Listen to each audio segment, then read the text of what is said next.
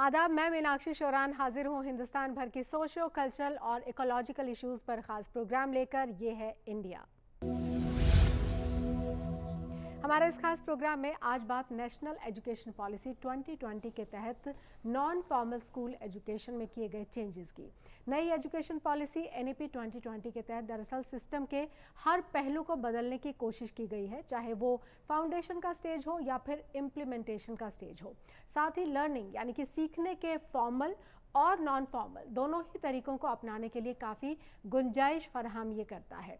आज हम समझने की कोशिश करेंगे कि नॉन फॉर्मल स्कूल एजुकेशन में एनईपी 2020 के तहत किस तरह के चेंजेस किए गए हैं और इसमें फॉर्मल स्कूल सिस्टम से अलग रहकर एजुकेशन हासिल करने वाले जो स्टूडेंट हैं उनको कैसे फैसिलिटेट फराहम कराने के प्रोविज़न इसमें रखे गए हैं।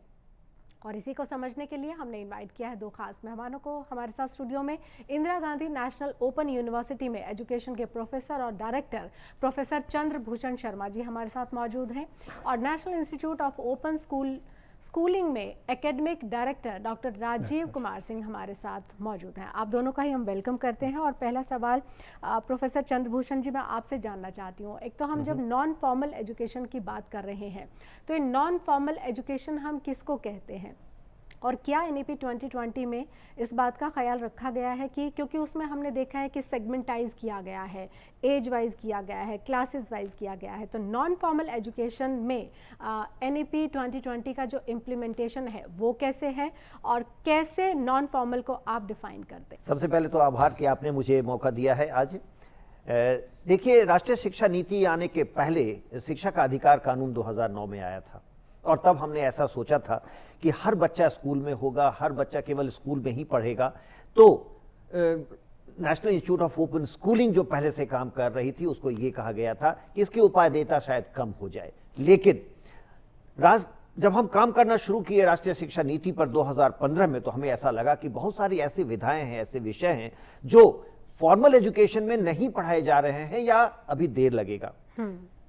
ओपन स्कूलिंग की आवश्यकता यही पड़ जाती है कि कुछ चीजें बच्चे स्कूल में सीखें, कुछ बाहर भी सीख सकते हैं। और मैं पहले तो ये स्पष्ट करूं कि ये बिल्कुल कहीं भी सोचा नहीं गया है कि कुछ बच्चे नॉन फॉर्मल स्ट्रीम से आएंगे, कुछ बच्चे फॉर्मल स्ट्रीम से आएंगे। सभी बच्चे को स्कूल में होना चाहिए। फॉर्मल स्कूलिंग ही रास्ता है, क्योंकि हर बच्चे को साथ रह के स्कूल में सीखना चाहिए। लेकिन जैसे मान लीजिए कोई नई विधा है, कला है, डांस का, हर विद्यालय में शायद वो उपलब्ध नहीं हो, तो इसकी शिक्षा वो नॉन फॉर्मल इंस्टीट्यूशन से, नॉन फॉर्मल तरीके से लेंगे। तो हम राष्ट्रीय शिक्षा नीति के माध्यम से दोनों को साथ लाने की बात कर रहे हैं। पहले जो अलग अलग कर दिया गया था उसको हम जोड़ रहे हैं। जी, तो यानी राजीव सिंह जी, हम ये समझें आपके जरिए कि जो दायरा है वो एक तरीके से बढ़ा दिया गया है, मतलब ऑप्शंस जो हैं वो भी स्टूडेंट के पास ज़्यादा है, और क्या इसमें वो भी ऑप्शन मिलता है कि आप साइमल्टेनियसली भी चूज़ कर सकते हैं? धन्यवाद और आपका आभार मैम। जैसा कि प्रोफेसर सीबी शर्मा सर ने बताया है कि भारत, जैसा कि हम सब जानते हैं, एसडीजी गोल 4 का सिग्नेटरी है 2015 में, और 2030 तक भारत के हर एक नागरिक को inclusive, equitable and quality education मुहैया कराना ये सरकार की जिम्मेवारी है। और इसी दिशा में 2009 में राइट टू एजुकेशन एक्ट भी आया था। उसी में आगे बढ़ते हुए नेशनल एजुकेशन पॉलिसी जो राष्ट्रीय शिक्षा नीति 2020 की आई है, वह एजुकेशन के दोनों मोड को स्ट्रेंथन और प्रमोट करने की बात करता है। वो कहता है फॉर्मल स्कूल एजुकेशन सिस्टम के साथ साथ जो नॉन फॉर्मल एजुकेशन सिस्टम है, यानी कि जो अल्टरनेटिव स्कूलिंग के मोड्स हैं, उसके प्रोत्साहन के लिए भी देश में काम करने की ज़रूरत है। और जो राष्ट्रीय मुक्त विद्यालयी शिक्षा संस्थान है एनआईएस है, और जो बाकी राज्य सरकारों की जो state institute of Open schooling है, उन सबको स्ट्रेंथन दिया जाए। क्योंकि जब एक एनआईएस या state institute of Open Schooling में बच्चा आता है, तो जैसा आप कह रही थी, उसमें एक वो अपने आप में चरितार्थ होता है कि आप पढ़ सकते हैं, साथ ही साथ आप अर्न भी कर सकते हैं, क्योंकि एक वो पर्सनलाइज लर्निंग का मौका देता है, सेल्फ पेस्ड लर्निंग का मौका देता है। और अगर आप उसके जो फॉर्मल और नॉन फॉर्मल में देखें, ठीक है, हम ये शब्द ज़रूर इस्तेमाल करते हैं नॉन फॉर्मल, इसलिए बोलते हैं क्योंकि चार दीवारी के बाहर भी शिक्षा होती है, जैसे CB शर्मा सर कह रहे थे, शिक्षा कोई ज़रूरी नहीं है कि चार दीवारी के अंदर ही शिक्षा हो, शिक्षा चार दीवारी के बाहर भी होती है। अदरवाइज जो नॉन फॉर्मल एजुकेशन इंस्टीट्यूशंस देश में, उनका भी एक स्ट्रक्चर्ड करिकुलम है, स्ट्रक्चर्ड असेसमेंट है, और दोनों मायने में, चाहे आप नॉन फॉर्मल से आप लर्निंग ले रहे हैं या फॉर्मल से, जो एक्सपेक्टेड लर्निंग आउटकम है वो दोनों में बराबर है। जी।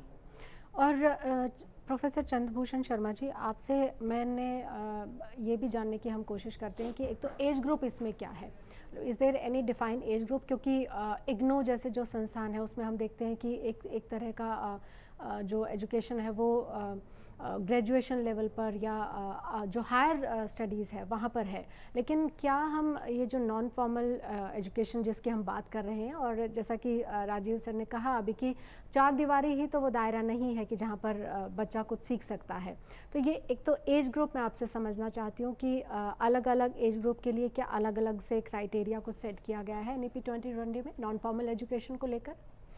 देखिए, सबसे पहली बात तो ये कि सीखने की कोई उम्र नहीं है, आप जिस उम्र तक चाहें सीख सकते हैं, और ऐसा होता भी है। राजीव जी बताएंगे, national Institute of Open schooling से कुछ लोग ऐसे भी हैं जो 80 साल की उम्र में 12वीं पास किए। Indira Gandhi National Open University में भी काफ़ी ऐसे विद्यार्थी हैं जो अपनी पढ़ने की उम्र जिसको हम मानते हैं उससे ज़्यादा उम्र के हैं। तो पढ़ने की उम्र अभी तक माना गया था कि 6 साल से 23-24 तक ही है, लेकिन बहुत सारे लोग ये मौका चूक जाते हैं, महिलाएं खास करके, ऐसे पुरुष जो विकलांग हैं वो, तो इनके लिए दूसरा मौका देने के लिए दूरस्थ शिक्षा या नॉन फॉर्मल एजुकेशन की शुरुआत मानी जा सकती है। लेकिन अब ये थोड़ा बदल गया है, रेलेवेंट एज ग्रुप के ज्यादा लोग आ रहे हैं ओपन स्कूलिंग में भी और हायर एजुकेशन में भी, क्योंकि कई क्षेत्रों में विद्यालय या महाविद्यालय उपलब्ध नहीं है, और अगर उपलब्ध है तो वहां अच्छी शिक्षा उपलब्ध नहीं है। तो ऐसे बच्चे भी रेलेवेंट एज ग्रुप, मेरा मानना है और जो शिक्षाविद है उनका मानना है कि रेलेवेंट एज ग्रुप के बच्चों को या विद्यार्थियों को क्लास में ही होना चाहिए, संस्थानों में होना चाहिए,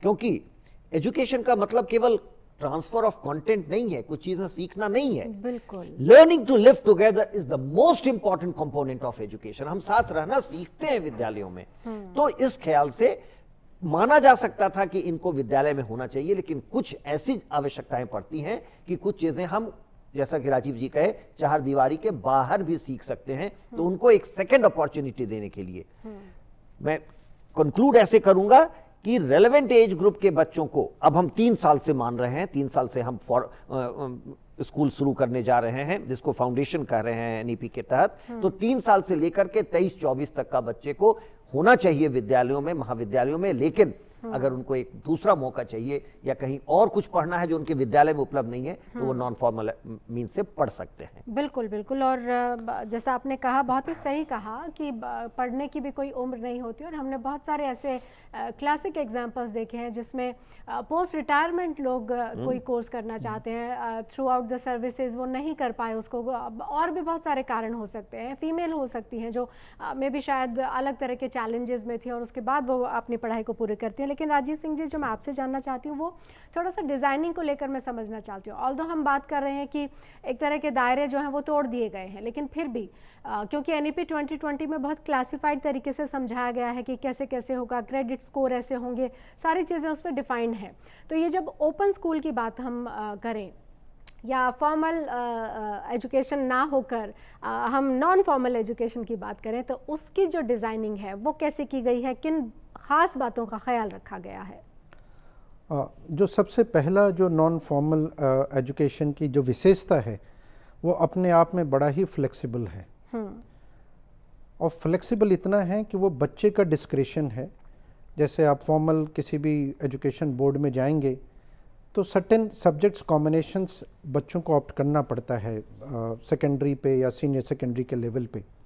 लेकिन जब बच्चा नॉन फॉर्मल एजुकेशन में NIS या बाकी किसी भी स्टेट ओपन बोर्ड में जाता है, वो बच्चे का the sheer discretion of the child कि वो क्या ऑप्ट करना चाहता है। मैं उदाहरण के तौर पे दूं तो सर के समय का ही निर्माण किया हुआ 2 विषय है, एक कार्नेटिक म्यूज़िक है और हिंदुस्तानी म्यूज़िक है। कई विषय हैं जो बच्चा मैथ्स के साथ वो कार्नेटिक म्यूज़िक पढ़ता है, नाट्य कला पढ़ता है, और वो न्याय शास्त्र भी पढ़ता है।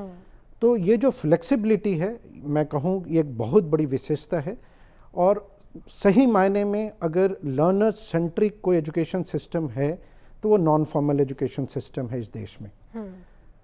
कोई हार्ड बाउंड्री का कॉन्सेप्ट नॉन फॉर्मल एजुकेशन में नहीं है। जैसा कि मैंने बताया है, ये बच्चे का चॉइस है, बच्चा किस तरह से पढ़ना चाहता है, कब पढ़ना चाहता है, किस स्थान पे पढ़ना चाहता है, किस समय पढ़ना चाहता है, टोटली पर्सनलाइज्ड है, सेल्फ पेस्ड है। इसके साथ साथ ही NIS में एक ऑन डिमांड एग्जामिनेशन का कॉन्सेप्ट भी है।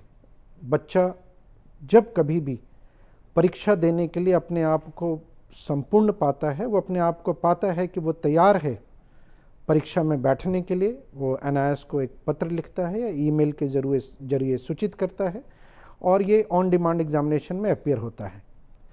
तीसरा, एक बच्चे का जो नामांकन होता है वो 5 वर्षों के लिए नामांकन होता है और 5 वर्षों में कुल 9 बार वो बच्चा एग्ज़ाम में अपीयर्ड हो सकता है। और ऑन डिमांड तो जितनी बार भी बच्चा अपीयर्ड हो। मान लीजिए कि कोई एक बच्चा है, वो 3-4 महीने में अपने आप को केवल एक विषय के लिए वो तैयार कर पाता है, तो वो एक विषय में परीक्षा देगा, फिर 6 महीने के बाद वो दूसरे विषय में और फिर 6 महीने के बाद वो तीसरे विषय में वो बच्चा अपीयर होगा। तो अगर मैं कहूँ कि जो पूरा क्रक्स है नॉन फॉर्मल एजुकेशन सिस्टम की, वो उसकी फ्लेक्सिबिलिटी है, तो ये अतिशयोक्ति नहीं होगी। बिल्कुल बिल्कुल। गोल्डी मीट मटन मसाले, जो आपके हाथ का मटन खाए जिंदगी भर आपका हो जाए। जहाँ जाए रिश्ते बनाए गोल्डी मसाले। और हमने तो बहुत देखा है कि इंजीनियरिंग करते हैं और उसके बाद मनोरंजन के क्षेत्र में भी लोग अपना नाम कमाते हैं। और इसी तरीके से जैसे आपने म्यूज़िक क्लासेस या डांस फॉर्म्स की बात की कि वो इस एजुकेशन सिस्टम के ज़रिए बहुत अच्छे से न सिर्फ सीखा जा सकता है बल्कि बहुत अच्छा हो सकता है। आपसे मैं जानना चाहती हूँ प्रोफेसर चंद्रभूषण शर्मा जी कि जो ड्राफ्ट आप लोगों की तरफ से तैयार किया गया है, वो ड्राफ्ट अभी आप हमारे जो व्यूअर्स हैं उनको क्या बताएंगे कि उसकी ड्राफ्टिंग के समय किन किन विशेष बातों का ध्यान रखा गया है? क्योंकि कम से कम NEP 2020, चाहे हम फॉर्मल सेक्टर की बात करें या नॉन फॉर्मल की, हम ये तो समझ रहे हैं कि बहुत हद तक ध्यान यही रखा गया है कि जो लाभार्थी है, जो स्टूडेंट है, उसका कैसे मैक्सिमम बेनिफिट किया जाए, उसको कैसे मैक्सिमाइज किया जाए उसके बेनिफिट्स को, वो ध्यान रखा गया इसमें। देखिए, बहुत बहुत सुंदर प्रश्न है। राजीव जो बोले उसमें मैं केवल एक चीज ऐड करना चाहूंगा। देखिए, ओपन डिस्टेंस एजुकेशन बहुत ही फ्लेक्सिबल है। जैसा इन्होंने कहा, जब समय मिले पढ़ लो, जब जहां समय मिले पढ़ लो, जब मन आए परीक्षा दो, जितनी बार मन आए परीक्षा दो, जब चाहो दाखिला लो, जब चाहो ग्रेजुएट करो, सर्टिफाइड हो। लेकिन जो एक खास चीज हम ध्यान रखते हैं कि ये उनके लिए तैयार किया जाता है जो रेलेवेंट एज ग्रुप के नहीं है। ये बहुत इंपॉर्टेंट है। 6 साल के बच्चे को जो कंटेंट पढ़ाना है कक्षा 1 में, लेकिन कोई व्यक्ति छूट गया और वो अब 22 साल का है, उसको कक्षा 1, 2, 3 का कंटेंट पढ़ाना है, तो उसको उन्हीं शब्दों में, उन्हीं चित्रों के माध्यम से नहीं पढ़ा सकते हैं जो 6 साल के बच्चे को पढ़ाएंगे। तो ये तैयार किया जाता है एडल्ट लर्नर्स के लिए नॉर्मली। इसलिए जैसा मैंने पहले कहा कि अब ज्यादा रेलेवेंट एज ग्रुप के बच्चे आ रहे हैं या वयस्क आ रहे हैं, तो हमको अपना सेल्फ इंस्ट्रक्शनल मटेरियल लिखने का तरीका भी बदलना पड़ता है। जी। जो आपका प्रश्न है वो ये है कि जब हम राष्ट्रीय शिक्षा नीति पर काम करना शुरू किए 2015 में, तो हमारे सामने जो सबसे बड़ी समस्या थी वो थी कि सर्व शिक्षा अभियान के बावजूद करोड़ों बच्चे विद्यालय से बाहर थे। ये क्यों गए बाहर? इसलिए गए कि इनको इनकी मातृभाषाओं में नहीं शिक्षा मिली। इसलिए बाहर गए क्योंकि ये जो विषय पढ़ना चाहते थे, जिसमें इनकी दक्षता थी, रुचि थी, वो उपलब्ध नहीं था। आपने अगर मैथमेटिक्स पढ़ना चाहा तो आपके लिए जरूरी था कि आप फिजिक्स और केमिस्ट्री या बायोलॉजी ही पढ़ें। आप इसके अलावा कुछ नहीं ले सकते थे साइंस में। हम लोगों ने सबसे बड़ा जो अंतर लाया है राष्ट्रीय शिक्षा नीति के माध्यम से, वो आप मैथमेटिक्स के साथ डांस और डांस के साथ म्यूजिक या पेंटिंग या एग्रीकल्चर पढ़ सकते हैं। क्यों नहीं? दुनिया भर में ये है। तो राष्ट्रीय शिक्षा नीति ने ये कहा कि आप किसी भी कॉम्बिनेशन में पढ़ करके और सर्टिफाई हो सकते हैं। आपको मालूम होगा कि जो दुनिया के बड़े बड़े विद्वान हुए हैं वो ऐसे ही कॉम्बिनेशन से पढ़ करके और नई बात कहे हैं। तो हम वही चाहते हैं कि आने वाले समय में कोई भी बच्चा केवल फिजिक्स केमिस्ट्री मैथमेटिक्स पढ़ के जेईई और आईआईटी की तैयारी ना करे, मैथमेटिक्स डांस पढ़ करके music in dance and dance in music भी देख सके, आने वाले समय में वो करेगा। तो जो ये कॉम्बिनेशंस बदले हैं वो बहुत बड़ा बदलाव लाएगा। दूसरी बात जो हमने कहा, कोई जरूरी नहीं है कि एक बच्चा विद्यालय जाता है तो वो एक ही विद्यालय से सारे विषय पढ़े, मैथमेटिक्स और डांस एक जगह पढ़ ले और एग्रीकल्चर के लिए वो कहीं दूसरी जगह चला जाए। और हम लोगों ने इसीलिए उस वक्त, माननीय स्मृति ईरानी जी हमारी मंत्री हुआ करती थी और उनके समय में ये हम लोगों ने किया था, एकेडमिक बैंक ऑफ क्रेडिट। वो बच्चा 2 विषय पढ़ेगा अपने विद्यालय से और उनके मार्क्स उसके एबीसी में चला जाएगा। वो जहां से पढ़ता है एग्रीकल्चर, वो एग्रीकल्चर का मार्क अपलोड कर देगा। तो शायद 3-4 संस्थाओं से पढ़ करके वो, और जहां उसको अच्छा लगता है वहां से पढ़ करके वो अपने पढ़ाई पूरा कर सकता है। मैंडल ने 3 विषय पढ़ा था, गार्डनिंग, एग्रीकल्चर और मैथमेटिक्स। भारत का कोई भी बच्चा ये नहीं पढ़ सकता है और कभी भी मैंडल जैसे सिद्धांत नहीं दे सकता है, क्योंकि आपने वो सुविधा उपलब्ध नहीं की। यही सोच थी हमारी राष्ट्रीय शिक्षा नीति लिखने के समय में कि हम वो सारी उपलब्ध कराएं सुविधाएं विद्यार्थियों को, जिसके माध्यम से वो जहां चाहता है। मैं आपको बताऊं कि लड़कियों ने कहा था कि अगर मेरा चलता तो मैं केवल डांस करती। हम लोगों ने ला दिया है, केवल डांस पढ़ो, क्यों नहीं। मेरी पत्नी 58 साल की हैं और अब डांस सीख रही हैं। उनकी इच्छा कभी रह गई थी, और तमाम ऐसी महिलाएं होंगी देश भर में। ये जो लचीलापन है वो पता नहीं मैकॉले के मिनट्स के कारण था रिजिड, अब उसको लचीला बनाया गया है। और मैं आपसे साफ बताऊं कि हम लोगों ने जब ड्राफ्ट पॉलिसी लेकर के प्रधानमंत्री जी के पास गए थे, उनका ही ये कहना था कि इतना रिजिड क्यों इतने रुकावट है, पढ़ने दो जो करना चाहता है, करने दो जो करना चाहता है। और एक बदलाव आपको बताएं, आपने देश में सैनिक स्कूल खोले थे, लड़कियों को पढ़ने का मौका नहीं दिया था सैनिक स्कूल में। 1961 में खुला था, 2021 में हम लोगों ने लड़कियों को दाखिला दिया है और अब ये लड़कियां लड़कों को टफ कंपटीशन दे रही हैं।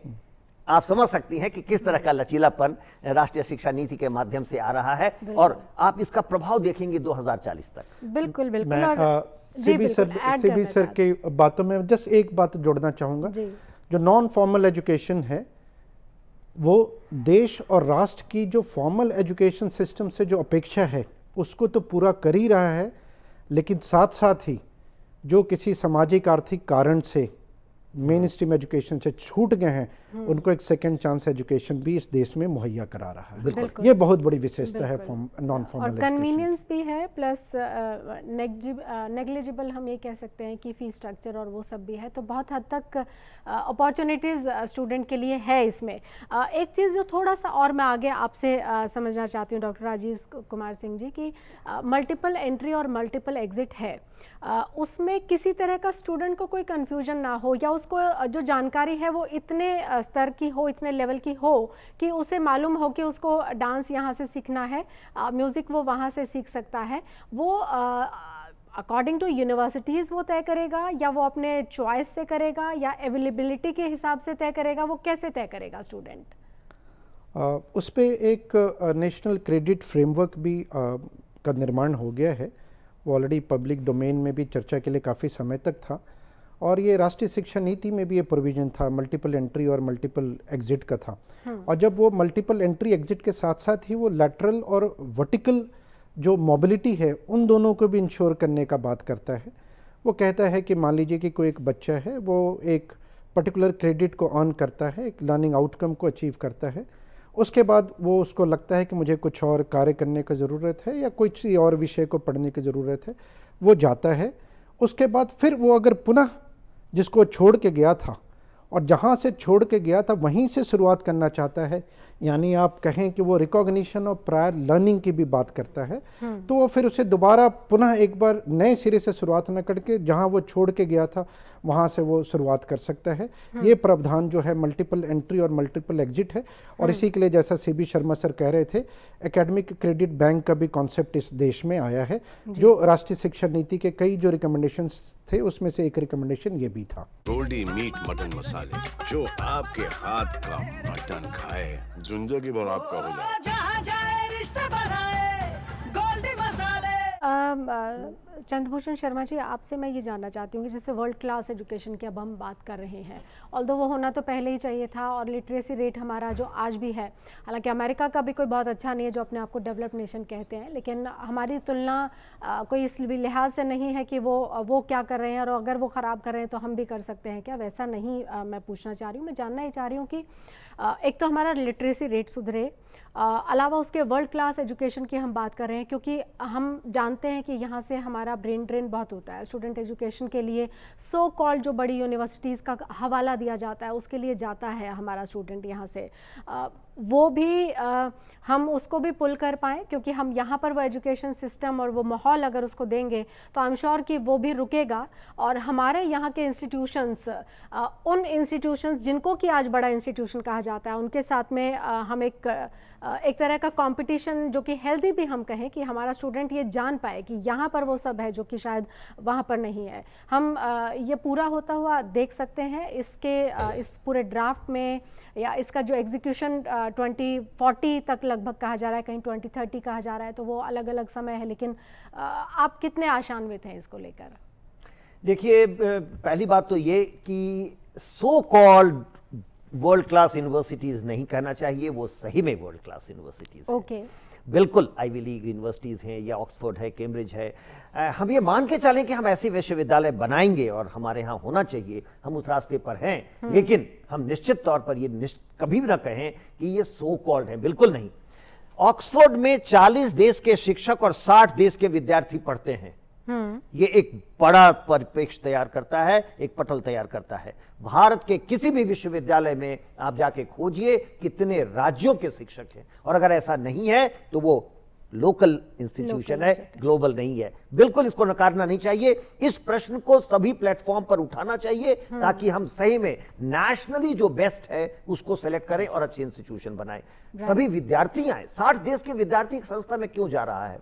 तो जहां तक कंटेंट का सवाल है, देखिए हम पिछड़ गए, क्योंकि मैकॉले ने ही कहा था we will teach European content in English language, we never did it. हमने आजादी के बाद भी जो हमारी ज्ञान परंपरा थी उसको लागू करने का कभी सोचा ही नहीं। राजीव जानते हैं, जब मैं national Institute of Open schooling का चेयरमैन बना, तब तक हम इंडियन नॉलेज ट्रेडिशन के विषयों को, भारतीय परंपराओं को रिकॉग्नाइज ही नहीं करते थे। भगवान का हम पर आशीर्वाद है कि मैं चेयरमैन था और हमने सभी विषयों को साथ लिया और सभी विषयों को हमने रिकॉग्नाइज कराया। तब से हम वेद अध्ययन, भारतीय परंपरा, भारतीय व्याकरण, फोनेटिक्स पढ़ाना शुरू किया। तो मेरा यह कहना है, हमारे पास बड़ी ज्ञान संपदा है, लेकिन उसको हम कभी मेन स्ट्रीम नहीं करना चाहे। अब उस पर कोई टिप्पणी नहीं करने की आवश्यकता है। राष्ट्रीय शिक्षा नीति ये कहती है कि हम अपनी बात से शुरू करेंगे और पश्चिम का जो मॉडर्न साइंस है, मॉडर्न नॉलेज है, उसके साथ उसको मिला के देखेंगे। हम बहुत उन्नत थे, हम बहुत आगे थे। मेटलर्जी में जितना काम भारत ने किया है उतना कोई देश नहीं किया है। आपको पता है कि समुद्र के रास्ते व्यापार करने वाले अकेले देश थे, दुनिया के पास कॉम्पास नहीं था। 19वीं सेंचुरी में न्यूटन ब्रिटिश पार्लियामेंट में बोलते हैं कि हम समुद्र के रास्ते व्यापार नहीं कर सकते हैं, क्योंकि समुद्र के रास्ते हम भूल जाते हैं। हमारे पास कॉम्पास था, सुखोत्रा, सुखद द्वीप था, जहां की भारत के व्यापारी जाते थे। तो मैं ये कहूंगा कि कंटेंट के लेवल पर पता नहीं क्यों हम शर्माते रहे, अपने ज्ञान संपदा को, परंपरा को पीछे रखते रहे, जबकि अंग्रेजों का ये डिजाइन था। हम इसको उलटे क्यों नहीं? अब हो रहा है। तो राष्ट्रीय शिक्षा नीति जो बड़ा बदलाव करती है, और जैसा आपने कहा, हम सारे रिकमेंडेशंस 2030 तक लागू करेंगे। 2030 से 2040 उसका क्या प्रभाव हो इसको देखेंगे, और इसीलिए राष्ट्रीय शिक्षा नीति का जो लास्ट पैराग्राफ है वो ये कहता है 2040 में पुनः हम एक नया नीति आयोग बैठाएंगे जो पुनः राष्ट्र के लिए आगे के 20 साल की नीति बनाएगी।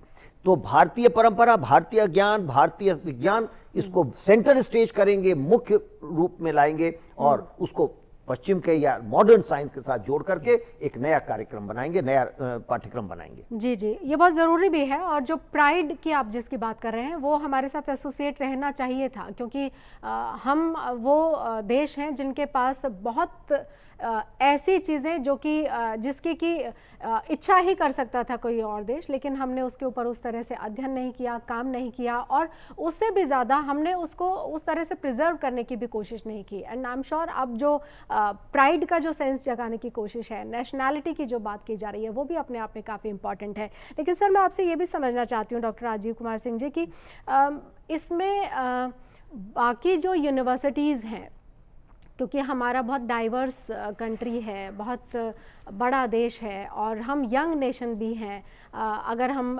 इनफॉर्मल और नॉन फॉर्मल की भी बात कर रहे हैं तो भी क्योंकि एक सर्टेन एज तक तो हम मानकर चलते हैं कि शायद इस एज ग्रुप का जो स्टूडेंट है वो और ज़्यादा पुल होगा इस तरफ। दूसरी एक चीज़ जो इसमें एडिशनली मैं जानना चाहती हूँ, क्योंकि बहुत सारी ऐसी चीज़ें जब हम ये कह रहे हैं कि लोकल डायलेक्ट में हम सिखाएंगे, अपनी भाषाओं में हम सिखाएंगे, तो उसके लिए जिस इंफ्रास्ट्रक्चर की हमको ज़रूरत है, बहुत सारे कंटेंट की क्या हमको ट्रांसलेशन की ज़रूरत है, या रीराइटिंग की ज़रूरत है, या नए सिरे से लिखने की ज़रूरत है, उस सब के ऊपर हमने क्या काम किया है? बहुत ही उम्दा सवाल है मैम आपका। राष्ट्रीय शिक्षा नीति में जो मल्टीलिंगुअलिज्म की बात करता है, और जैसा कि हम सब जानते हैं, चाहे वो एकेडमिया वर्ल्ड हो या साइंटिस्ट हों, कि बच्चे का जो कॉग्निटिव डेवलपमेंट है वो 85% उन्नत हो जाता है उसके 5 से 6 वर्षों के अंतराल आने तक ही जी। कोई भी बच्चा हो, जब हम लोकल डायलेक्ट की बात करते हैं और या मदर टंग की बात करते हैं, मदर टंग का मतलब ये नहीं है कि बच्चा उसी भाषा में पढ़े लिखे समझे जो उसकी माता की भाषा है। यहाँ पे जो मदर टंग का जो आशय है, वो जो बच्चा है, जो नौनिहाल है, वो अपने आसपास के वातावरण में किस भाषा के माध्यम से संवाद करता है। क्योंकि जब तक बच्चा अपना मदर टंग में, अपने लोकल भाषा में संवाद नहीं करेगा, उसके कॉग्निटिव डेवलपमेंट पे प्रभाव पड़ता है। इस पे काफ़ी रिसर्च हुए हैं और ये एक प्रूवन रिसर्च है। अब बात होती है कि इतने हमारे पास संसाधन कैसे आएंगे, तो राष्ट्रीय शिक्षा नीति 2020 में ये भी प्रावधान किया गया है और राज्य सरकारों को और केंद्र सरकार को भी ये सुझाव दिया गया है कि ज़्यादा से ज़्यादा जो लोकल टीचर्स हों उनकी एम्प्लॉयबिलिटी किया जाए नज़दीक के स्कूलों में, ताकि वो उस भाषा में, जिस स्कूल में भी बच्चा जा रहा है वहाँ के अगर आसपास के टीचर हों तो वो बड़ा स्मूथ एक ट्रांजिशन होगा बच्चा का, चाहे वो प्री प्राइमरी से प्राइमरी में जब वो स्कूल रेडी के लिए आएगा या उसके आगे भी जाएगा। तो ये मल्टीलिंगुअलिज्म का जो प्रावधान है और जो टीचर एम्प्लॉयबिलिटी की है, उन दोनों के बारे में राष्ट्रीय शिक्षा नीति में इसको कवर किया गया है। गोल्डी मीट मटन मसाले, जो आपके हाथ का मटन खाए जिंदगी भर आपका हो जाए। जहाँ जाए रिश्ते बनाए गोल्डी मसाले। और प्रोफेसर चंद्रभूषण शर्मा जी, फॉर्मल और नॉन फॉर्मल हम बात कर रहे हैं। For example, if I am doing my masters from formal education in a particular subject, plus मैं ये भी चाहती हूँ कि मैं एक कोई भी आर्ट फॉर्म या कोई भी एक और एडिशनल कोर्स में करना चाहती हूँ नॉन फॉर्मल से, तो वो डिग्रीज़ का कोई क्लैश है या साइमल्टेनियसली मुझे वो दोनों डिग्री एक ही समय की मिल सकती हैं, वो वैलिड हैं?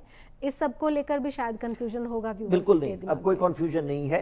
राष्ट्रीय शिक्षा नीति ने ये स्पष्ट कर दिया था कि आप 2 डिग्रियां एक साथ कर सकते हैं। पहले नीति आने के पहले, और बेसिकली गवर्नमेंट ऑर्डर आना होता है, तो एक ही समय में 2 डिग्रियां आप नहीं ले सकते थे या 2 पढ़ाई नहीं कर सकते थे। लेकिन ऐसा माना गया और देखा गया कि दुनिया भर का एक ऐसा उदाहरण है कि कई मेधावी बच्चे होते हैं जो बहुत कम समय में कर लेते हैं या उनको पूरी तरह हम एंगेज नहीं कर पाते हैं। तो राष्ट्रीय शिक्षा नीति ने ये अब छूट दे दी है, एक साथ 2 डिग्रियां जायज होंगी, वैध होंगी। तो अगर आप मान लीजिए फॉर्मल एजुकेशन में जाकर के एक अंडर ग्रेजुएट प्रोग्राम या पीएचडी प्रोग्राम कर रही हैं, तो आप साथ में नॉन फॉर्मल से एक और डिग्री ले सकती हैं, दोनों मान्य होंगे। जो दूसरी बात है कि आप कुछ विषय अपने महाविद्यालय से, अपनी संस्था से, और उसी के कुछ विषय दूसरे जगह से भी करें।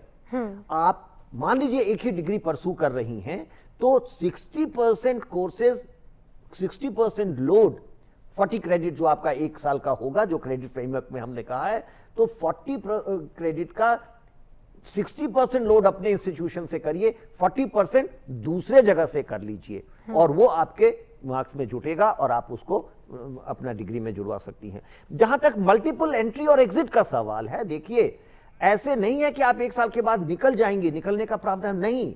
अगर आपने प्लान किया है कि आप 1 साल के बाद एग्जिट करेंगी तो बीच के सेमेस्टर में आपको स्किल कोर्स करने होंगे, क्योंकि हम ये कह रहे हैं कि आप 1 साल के बाद ये कहा कि मन नहीं लगा ज्यादा से, आपने डांस ले लिया और आपको मन नहीं लगा, तो आपको एक स्किल कोर्स बीच में लेना पड़ेगा। 1 साल के बाद सर्टिफिकेट दे के आप लेके बाहर निकलेंगी, प्रैक्टिस करेंगी, मे भी 2 साल के बाद आप लौट के आएंगी और अपना डिप्लोमा परसू करेंगी। तो ऐसा नहीं है कि कोई भी कभी भी तय करके निकल जाए।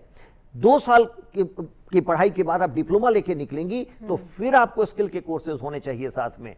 इसलिए मैं बिल्कुल आपके प्रोग्राम पर यह स्पष्ट करना चाहूंगा कि मल्टीपल एंट्री और एग्जिट वही कर सकेगा जो उसको प्लान करेगा, वैसे कोर्सेज करेगा और सर्टिफिकेशन लेकर के निकलेगा। ये पूरी पढ़ाई 3 साल की जो डिग्री प्रोग्राम है वो 7 साल में पूरा करना जरूरी है। ऐसा नहीं कि आप 2 साल के बाद डिप्लोमा लेके निकल गए और 10 साल के बाद लौटे कि अब हम डिग्री करना चाहते हैं, तब वो वैध नहीं होगा। अभी जो नियम है उसके हिसाब से 7 साल में ये पूरा करना पड़ेगा। केवल फ्लेक्सिबिलिटी दी गई है विद इन सर्टेन कंस्ट्रेंट्स, तो वो करना जरूरी होगा। जी, तो थोड़ा सा और इसी बात को आगे बढ़ाते हैं डॉक्टर राजीव कुमार सिंह जी कि ये मैसेज कन्वे किस तरीके से है, क्योंकि अभी जिस तरह से, क्योंकि कोई भी चीज़ जब नई आती है, हालांकि जैसे कुछ राज्य हैं जिन्होंने कि इसको लागू भी किया है और वो जो चैलेंजेस हैं और जो नई गाइडलाइंस आना, नया फ्रेमवर्क आना, क्रेडिट स्कोर में थोड़ा बहुत चेंजेस होना, वो सब हो रहा है और 2030 तक क्योंकि हम इसको लागू करेंगे और फिर आगे जैसा सर ने कहा कि हमारे पास एक वो विंडो होगी और वो ठीक ठाक विंडो है जिसमें कि हम अपसाइड डाउन अगर कुछ चीज़ें हैं या कुछ माइनर चेंजेस हैं तो उनके ऊपर हम बात करेंगे। लेकिन मैसेज कन्वे और प्लस जिनके ऊपर ये जिम्मेदारी है कि जिनको एजुकेट करना है स्टूडेंट्स को, आर दे अवेयर फुली कि उनको कैसे फंक्शनिंग करनी है। स्टूडेंट बार बार क्यूरीज के लिए आएगा क्योंकि नई चीज़ है, उन सब का रिड्रेसल ठीक से हो, इन सब के लिए हम तैयार हैं। जी, जब राष्ट्रीय शिक्षा नीति को लगभग 2.5 से 3 साल तक पब्लिक डोमेन में चर्चा के लिए भी रखा गया था और जितने भी स्टेक होल्डर्स थे वो विद्यालयी शिक्षा व्यवस्था के से थे या टर्शियरी एजुकेशन सिस्टम के लोग थे, उन लोगों ने व्यापक चर्चा करने के बाद एक रिव्यू कमेटी भी बनी थी और उस रिव्यू कमेटी में ये सारे सुझाव स्कूल एजुकेशन, हायर एजुकेशन या तमाम वो जो स्टेक होल्डर्स थे उन सब के सुझाव को रखा गया था। उसके बाद नेशनल एजुकेशन पॉलिसी जिस रूप में हम देख रहे हैं उस रूप में हम सबके बीच में आया था। इस पे लगातार वर्कशॉप्स हो रहे हैं, सेमिनार्स हो रहे हैं और एनईपी के जो प्रावधान के बारे में जिनको इम्प्लीमेंट करना है उनको तो ओरिएंटेशन किया ही जा रहा है, लेकिन समाज को भी जागरूक, हर स्तर पे जागरूक करने का प्रयास किया जा रहा है। जितनी भी शैक्षणिक संस्था हैं या सरकार है उनका बड़ा सतत प्रयास जारी है इस दिशा में और इसके जितने भी रिकमेंडेशंस हैं, चाहे आप मल्टीलिंगुअलिज्म की बात करें या 5+3+3+4 जो नई एजुकेशन जो शिक्षण पद्धति की बात है, जो भारतीयता की बात है, जो क्रिटिकल थिंकिंग, डाइवर्जेंट थिंकिंग और डिस्कवरी ओरिएंटेड एंड वो तमाम जो लेस कंटेंट और more focus on creativity and जो डाइवर्जेंट थिंकिंग की बात है, वो तमाम जो पहलू हैं उस पहलू के बारे में व्यापक चर्चा हो रही है, वर्कशॉप हो रहे हैं, सेमिनार्स हो रहे हैं और 2030 तक जैसा सीबी शर्मा सर भी कह रहे थे, मुझे कोई कारण नहीं लगता है कि सही मायने में और मूर्त रूप से राष्ट्रीय शिक्षा नीति के जितने भी सुझाव हैं उसको क्रियान्वित ना किया जा सके। देखिए, एक चीज मैं इसमें जोड़ना चाहूंगा कि शिक्षा कॉन्करेंट लिस्ट में है, तो देश ने एक पॉलिसी लाया और ये जिम्मेवारी अब केंद्र सरकार और राज्य सरकारों की है कि उसको ठीक से लागू करें। राइट। तो जो केंद्र सरकार के विश्वविद्यालय हैं, सेंट्रल यूनिवर्सिटीज, और जो केंद्र सरकार के विद्यालय हैं जैसे केंद्रीय विद्यालय, नवोदय विद्यालय या सीबीएसई, ये तो इसको लागू कर रहे हैं। लेकिन मैं थोड़े परेशानी के साथ ये जरूर कहूंगा कि कुछ राज्य शिक्षा को राजनीति बना देते हैं, जैसे तमिलनाडु ने इसको मानने से मना कर दिया है। इतनी अच्छी नीति सारा देश मान रहा है, और जैसा राजीव ने कहा कि एक्सटेंसिव डिस्कशन डिबेट के बाद ये तैयार हुआ था, इसको राजनीति का मुद्दा बना करके उसको लागू नहीं कर रहे हैं। ये विद्यार्थियों का नुकसान है, बिल्कुल ये देश का नुकसान है, राज्य का नुकसान है। तो जैसा आपका प्रश्न था कि इस राज्य के विद्यालयों पर कैसे लागू होगा, ये तो राज्य की जिम्मेवारी है, केंद्र सरकार नहीं कर पाएगी। जैसे छत्तीसगढ़ के सरकार ने, हम लोगों ने कोविड के समय में एग्जाम का एक तरीका दिया कि छत्तीसगढ़ की सरकार ने कह दिया कि क्वेश्चन पेपर आंसर शीट बच्चे को दे दीजिए, घर ले जाएगा, 7 दिन के बाद जमा करेगा। इस परीक्षा का कोई मतलब नहीं था, ये राजनीति हो गई।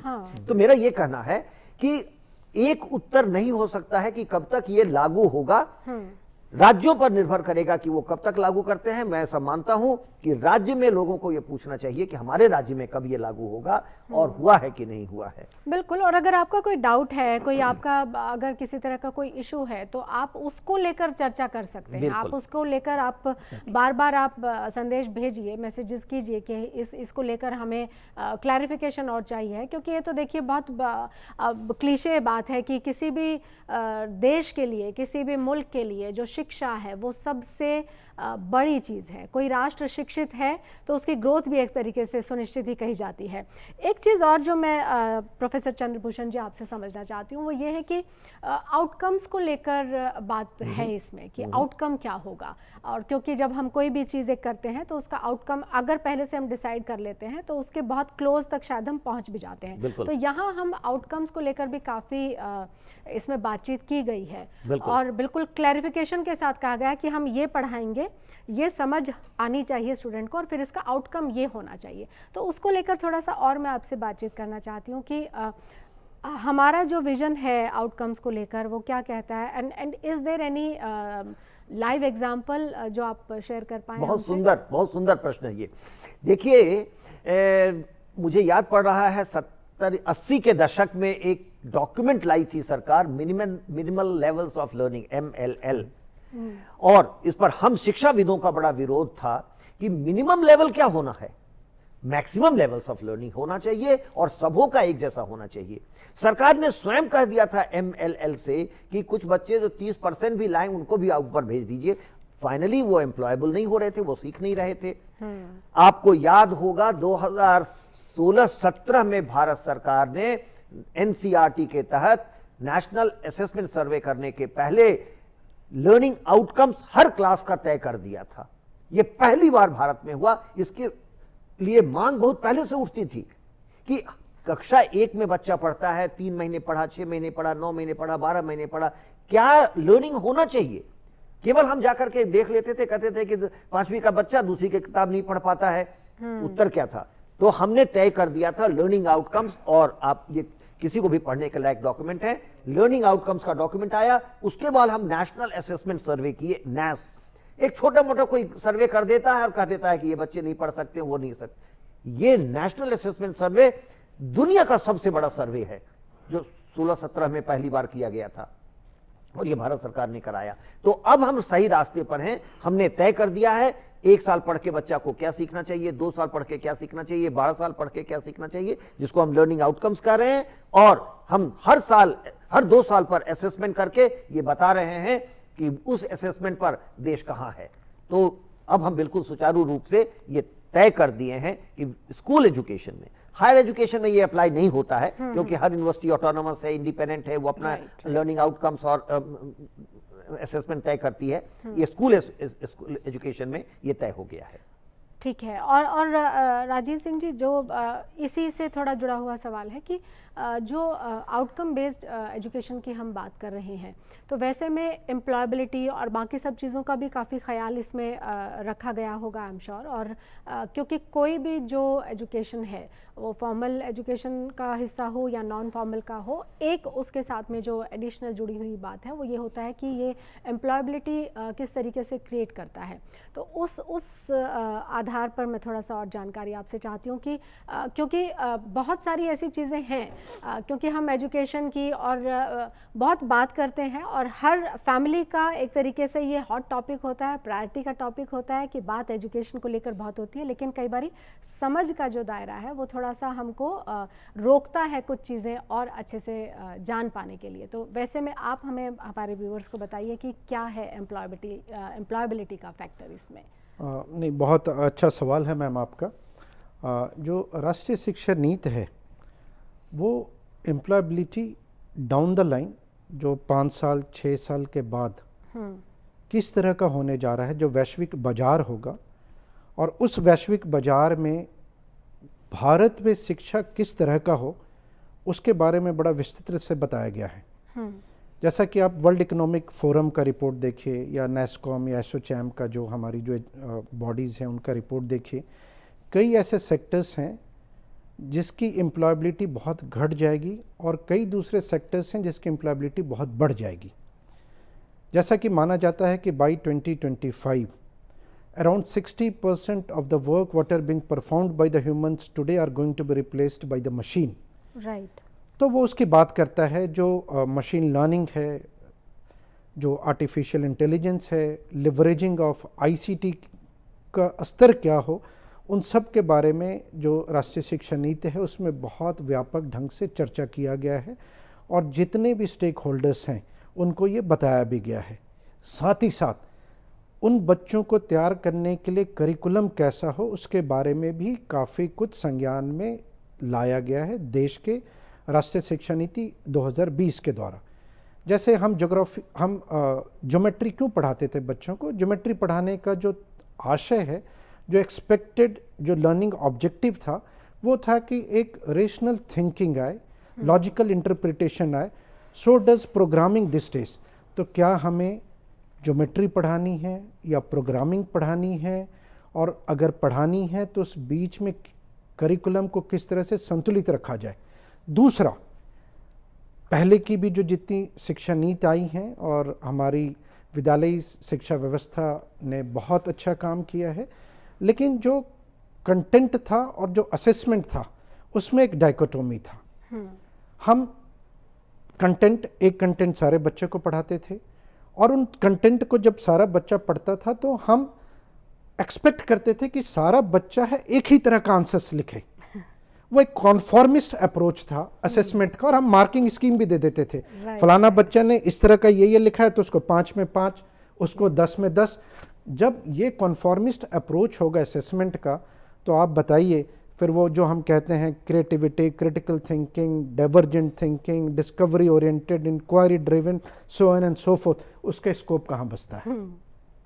ये राष्ट्रीय शिक्षा नीति जो है पहली बार इन डाइकोटोमी को भी दूर करता है और ऐसे करिकुलम की बात करता है जो वर्ल्ड इकोनॉमिक फोरम के रिपोर्ट को पूर्ण करते हुए जो भारत एक विश्व गुरु हो, जो एक ग्लोबल लीडर हो एम्प्लॉयबिलिटी के क्षेत्र में या शिक्षा के क्षेत्र में, उसके बारे में भी एक व्यापक दृष्टिकोण देता है पूरे देश को, पूरे समाज को।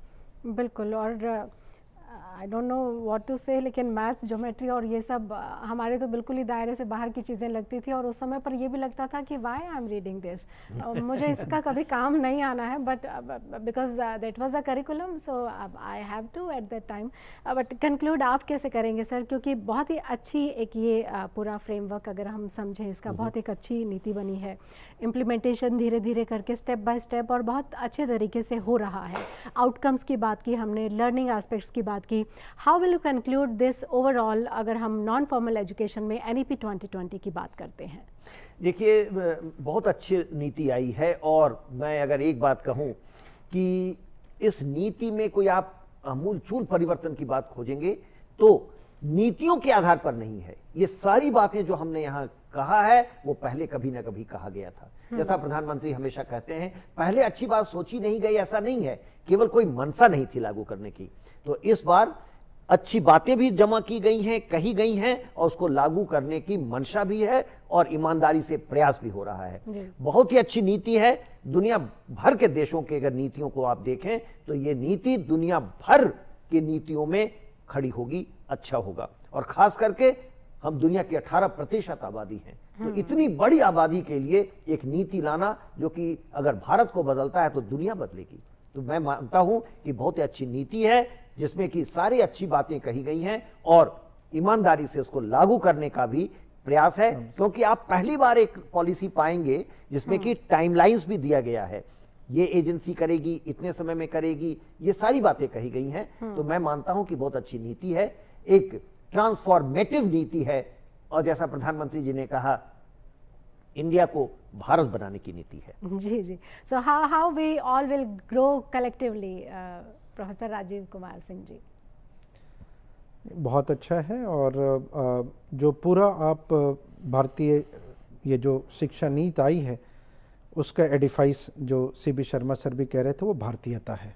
बिल्कुल। अगर हम अपने दिल में इस भारतीयता को और भारतीय होने पे गर्व करते हैं तो मुझे लगता है ये एक बहुत बड़ा उपकार होगा राष्ट्रीय शिक्षा नीति 2020 का इस राष्ट्र के लिए और ये राष्ट्र को समर्पित की। जी, तो वो प्राइड तो होना ही चाहिए अपने मुल्क को लेकर, अपने देश को लेकर। वो प्राउड फीलिंग अगर इस NEP 2020 से और ज़्यादा जागृत होती है और हम नेशन के प्रति समर्पित रहते हैं और ज़्यादा डेडिकेशन के साथ काम करते हैं, तो आई एम श्योर इससे अच्छा तो कुछ भी नहीं हो सकता है, चाहे वो एजुकेशन के लिहाज से हो या फिर किसी और लिहाज से। वो ज़रूरी है कि हम डेडिकेशन अपना नेशन के प्रति रखें। बहुत शुक्रिया सर आपका, बहुत शुक्रिया आपका भी सर स्टूडियो में आने के लिए और इतने इम्पॉर्टेंट टॉपिक पर इतना क्लैरिटी के साथ हमारे व्यूअर्स को समझाने के लिए, क्योंकि अल्टीमेटली ये आप ही लोगों के लिए शो है और आप ही लोग इस शो से इस तरह की जो अहम जानकारियां हैं वो हम आपके लिए लेकर हाजिर होते हैं।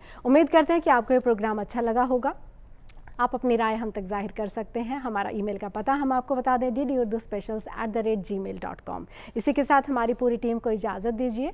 आदाब।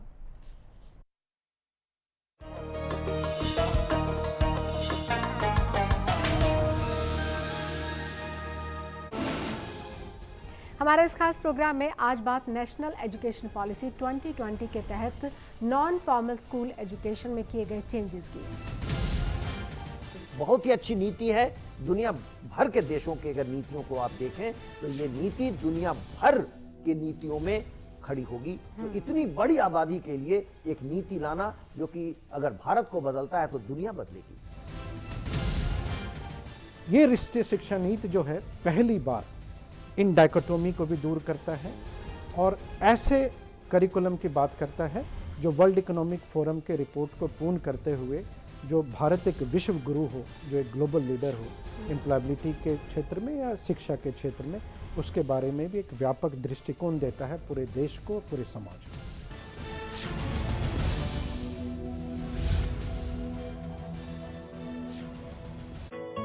सब लोग हंस रहे थे कि उल्टा पहन लिया। माँ बाप